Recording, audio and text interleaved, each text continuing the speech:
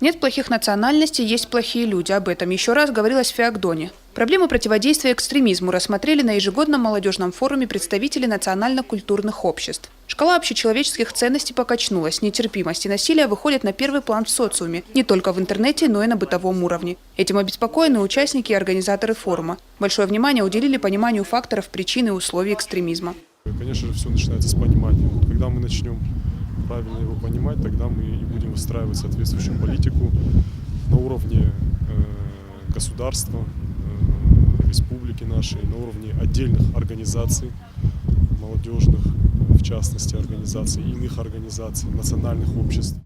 Северная Осетия – многонациональная республика. В ней проживают более 95 национальностей. Именно поэтому Министерство молодежи, физической культуры и спорта организовывает ежегодные профилактические форумы для молодых людей. Эта тема вызвала большой интерес среди участников. Единственное, что хотелось бы, чтобы вот мы там сидели, сколько нас было, человек 40, наверное, молодых людей.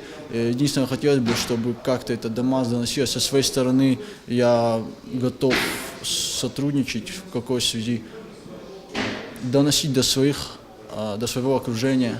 В принципе, у меня друзей много, знакомых много, и до каждого попытаюсь донести то, что я сегодня услышал.